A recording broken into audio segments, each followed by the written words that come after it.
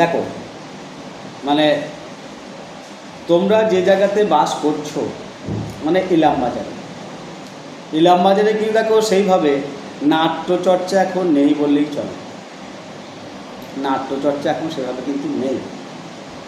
তবে আমাদের সৌভাগ্য যে আমরা এমন একটা জায়গায় রয়েছি, ধরো আমাদের পার্শ্ববর্তী নদীর ওপরে একটি গ্রাম আছে সাতকাহন, যেখানে তোমার একটা নাট্যগ্রাম রয়েছে, যেটি তোমার ইন্টারন্যাশনালি একটি বিখ্যাত নাট্যগ্রাম, যেখানে আমরা নাটক দেখার সুযোগ পাই।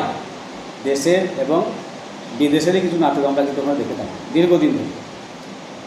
এইবার দেখো, আমি তোমাদেরকে সবসময় বলি কি, দেখো যে নাটক দেখতে হয়, সিনেমা দেখতে হয়, প্রয়োজন আছে দেখা। নাটক সিনেমা না দেখলে শিক্ষা অসম্পূর্ণ থাকে।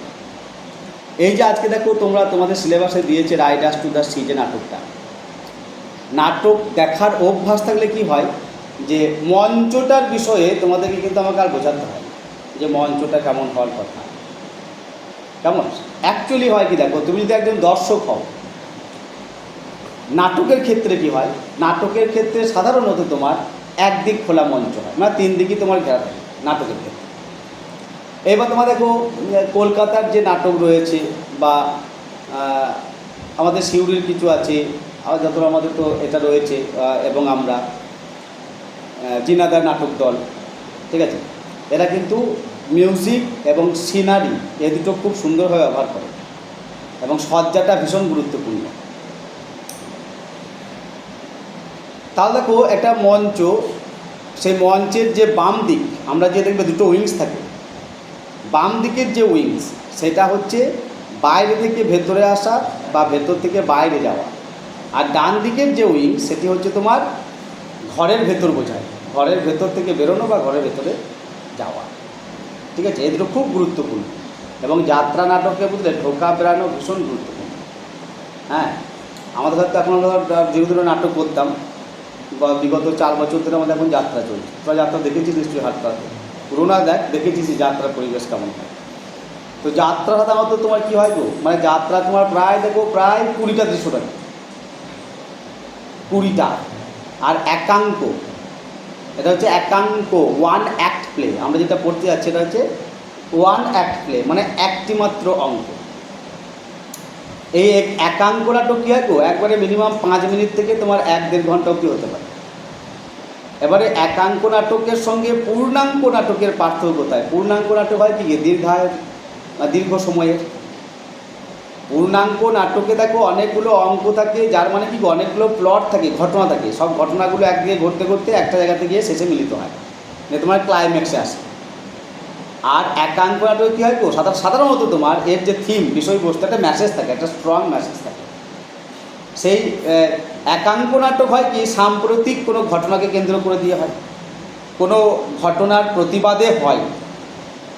মানে আমাদের তোমার ইতিহাসে আছে বুঝলে, পশ্চিমবাংলার ইতিহাসে না, সব জায়গাতে ইতিহাসই আছে, যে নাট্য দলকে শাসক দল রদ করে দিচ্ছে, ব্যান করে দিচ্ছে, কারণ শাসক দলের বিরুদ্ধে যাচ্ছে সেই নাটক দলের থিম।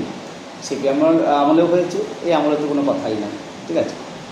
তো এই হচ্ছে দেখো আমাদের নাটক, একাঙ্ক নাটক। যে নাটকটা দেখো আমরা পড়তে যাচ্ছি Riders to the C, actually দেখো রাইডার্স মানে হচ্ছে ঘোড় সওয়ারি, যারা ঘোড়ায় চড়ে কোথাও যায় তাদের বলা হয় রাইডার্স। এখানে দেখো রাইডার্স টু দ্য সি মানে যে ঘোড় সওয়ারি কোথায় যাচ্ছে গো, সমুদ্রে যাচ্ছে। নাটকটা তবে পড়তে পড়তে বুঝতে পারবে যে কেন এমন নামকরণ হলো। এবং এর দেখো যে ঘটনা, সেই ঘটনাটা কোথাকার দেখো লেখা আছে, দেখো অ্যাবাউট দ্য ড্রামা, একটু পড়ো দেখো। Riders to the Sea is one of the Synge's, তাহলে নাট্যকারের নাম হচ্ছে দেখো জন মিলিংটন সিঞ্জ, সংক্ষেপে কী বলা হয় গো, JM Synge. Riders to the Sea is one of Synge most celebrated one act plays. Riders to the Sea হলো JM সিঞ্জের অন্যতম বিখ্যাত একটি একাঙ্ক নাটক। Set on a remote Aran Islands backdrop, প্রত্যন্ত অ্যারান দ্বীপের একটি দৃশ্য, the play centres on the relentless struggle of an Irish family. এই নাটকের বিষয়বস্তু একটি আয়ারল্যান্ড মানে একটা আইরিশ পরিবারের সংগ্রাম, নিরন্তর সংগ্রাম নিয়ে, against the overwhelming force of the sea, সমুদ্রের অপ্রতিরোধ্য ক্ষমতার বিরুদ্ধে, শক্তির বিরুদ্ধে একটি আইরিশ পরিবারের নিরন্তর লড়াই, বেঁচে থাকার লড়াই। কিসের লড়াই গো? বেঁচে থাকার লড়াই। The narrative focuses on the grief and resignation of the women, particularly the elderly mother.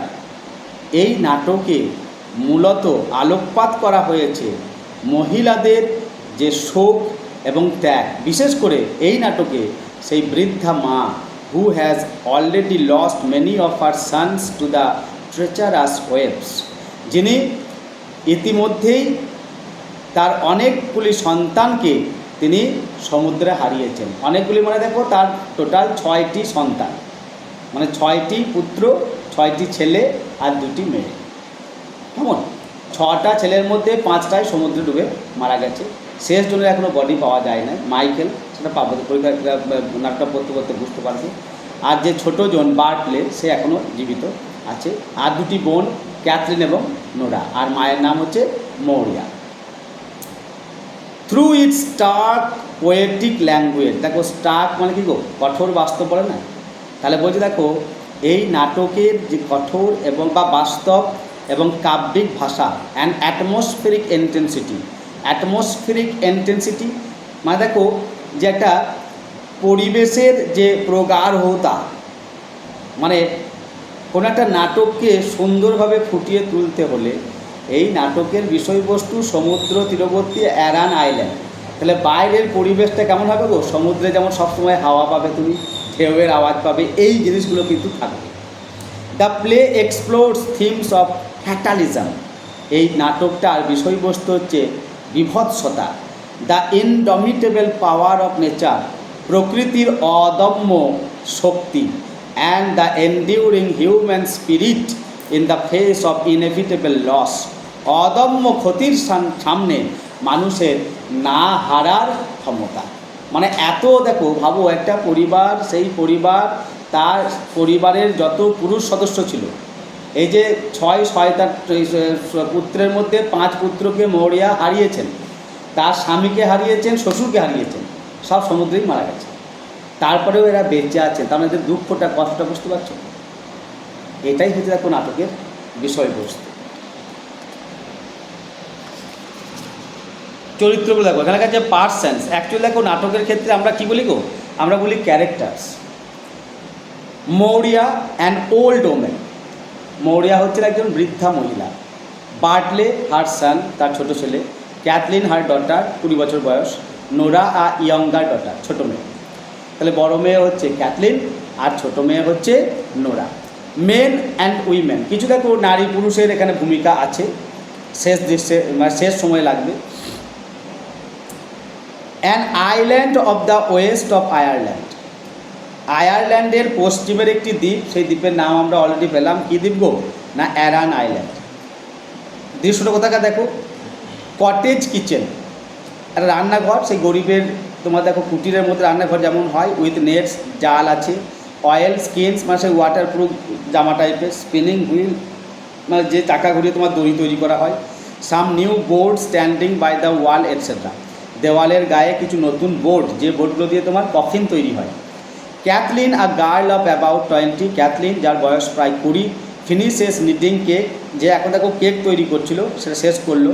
And puts it down in the pot oven by the fire, আগুনের পাশে একটা পাত্রের ওপরে কেকটা নামিয়ে রেখেছে, কেকটা কী করতে হবে গো? সেঁকতে হবে। Then wipes her hands and begins to spin at the wheel, তারপর ওয়াইপের মোছা, হাত মুছে সে এবার দেখো চাকা ঘুরতে শুরু করে, চরকা চালাতে শুরু করে দড়ি তৈরি করার জন্য। Nora a young girl puts her head in at the door, দরজার কাছে নোরা যে ছোটো মেয়ে, সে উঁকি মারছে আর কি। তাহলে কোন দিকে উঁকি মারছে? দেখো বাইরে থেকে ভেতরে আসছে, তাহলে আমাদের দর্শকের বাঁ দিকে দেখো যে উইংস, সে উইংস দিয়ে কিন্তু সে উঁকি মারছে। না কী বলছে? ইন আ লো ভয়েস, নিচু কণ্ঠস্বরে বলছে, হোয়ার ইজ সি, এ দিদি কোথায় সে, মানে কে? তখন কাকে জিজ্ঞেস করছে? মায়ের কথা জিজ্ঞাসা করছে। Cathleen, she is lying down, মা শুয়েছে, God help her and may be sleeping if she is able, ঘুমোতে পারলে একটু ঘুমুক, ভগবান ওনাকে একটু সাহায্য করুন। তার মানে কী দেখো, যে যা মানসিক অবস্থা তাতে ঘুম হয় না, তা একটু শুয়েছে, যদি ঘুমোতে পারে তো ঘুমুক।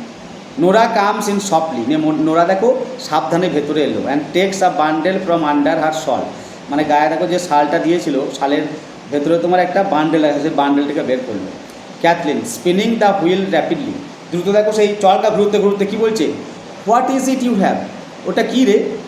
নোরা বলছে, the young priest is after bringing them.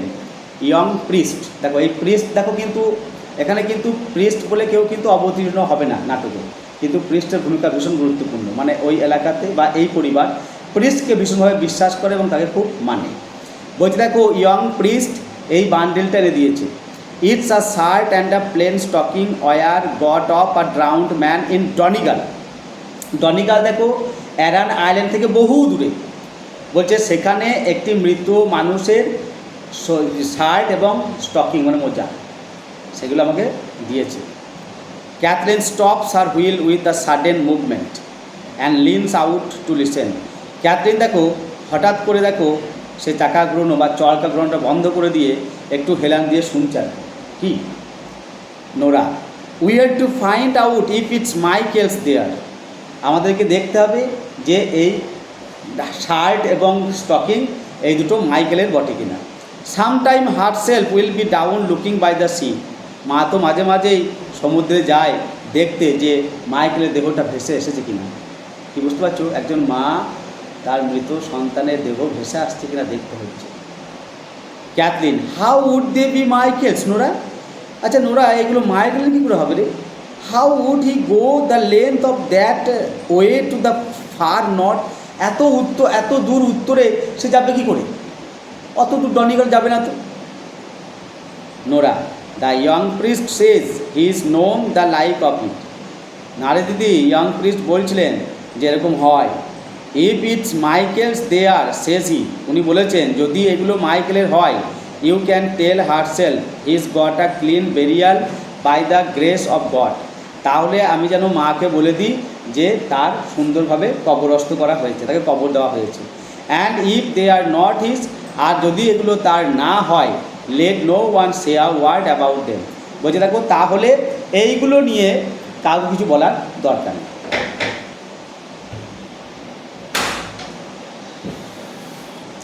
জায়গাটা বোঝো কি বলছে, যে যদি দেখো যে এগুলো মাইকেলের পোশাক এবং মোজা, তাহলে মাকে বলবে যে তাকে কবরস্থ করা হয়েছে। আর যদি দেখো যেগুলো ওর নয়, তাহলে এই ব্যাপারে কাউকে কিছু বলার দরকার নেই।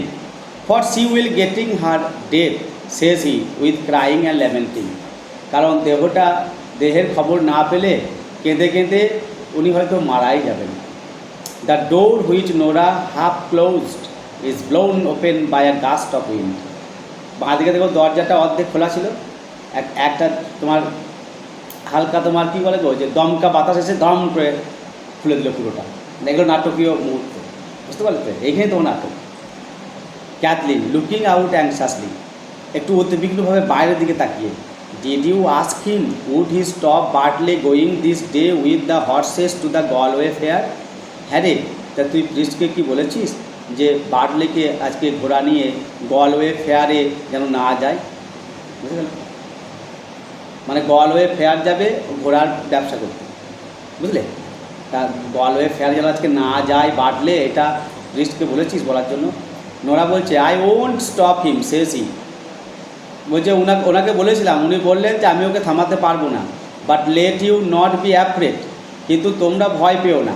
Herself does he saying prayers half through the night, উনি মানে মা তার জন্য প্রার্থনা করবেন। And the Almighty God won't leave her destitute, আর সর্বশক্তিমান ঈশ্বর তাকে নিঃস্ব করবে না, says he with no son living, তাই না? 5 ছেলেকে তো হারিয়েছে, একবারে সমস্ত ছেলেকে ঈশ্বর কেড়ে নেবেন না। Cathleen, is the sea bad by the white rocks? Nora, ওই যে সাদা পাহাড়ের কাছে ওখানে কি সমুদ্র উত্তাল হয়েছে নাকি? নোরা বলছে, মিডলিং ব্যাড, হ্যাঁ মাঝামাঝি খারাপ লাগছে। গড হেল্প আস, ভগবান আমাদেরকে রক্ষা করুন। There's a great roaring in the west, পশ্চিম দিকে ভীষণ গর্জন রে, and it's oats it will be getting when the tides turn to the wind. বাতাসের সঙ্গে যখন জোয়ারের জল মিশে যাবে না, তখন সমুদ্র আরও উত্তাল হয়ে উঠবে। C goes over to the table with the bundle. নিয়ে দেখো ওই যে জামার পুটলিটা নিয়ে টেবিলের কাছে গেল। Shall I open it now? এ দিদি খুলবো এখন? ক্যাথরিন বলছে দেখো maybe she would wake up on us, হয়তো এখনই জেগে এখানে চলে আসবে। And come in before we had done, আমরা দেখার আগেই হয়তো সব শেষ হয়ে যাবে। কামিং টু দ্য টেবিল, টেবিলের কাছে এসে it's a long time we will be, অনেকটা সময় লাগবে রে বোন। And the two of us crying, অথবা যদি মাইকেলের হয় আমরা দুজন তো কেঁদে কেঁদে মরে যাব। Nora goes to the inner door and listen. নিয়ে দেখো ওই যে ভেতর দিকে যে দরজা, সেখানে গিয়ে শুনছে। She is moving about on the bed. এ দিদি মা কিন্তু বিছানার উপর নড়ছে। She will be coming in a minute, 1 মিনিটের মধ্যে মধ্যে চলে আসবে Catherine. Give me the ladder, আমাকে তাড়াতাড়ি মইটা দে। And I will put them up in the turf লক। টাপ লক মানে কি? মাচা। দেখবে ওই কুড়ে ঘরের মতো আগের দিনে তোমার রান্নাঘর থাকতো, গরিব ঘরে, বুঝলে?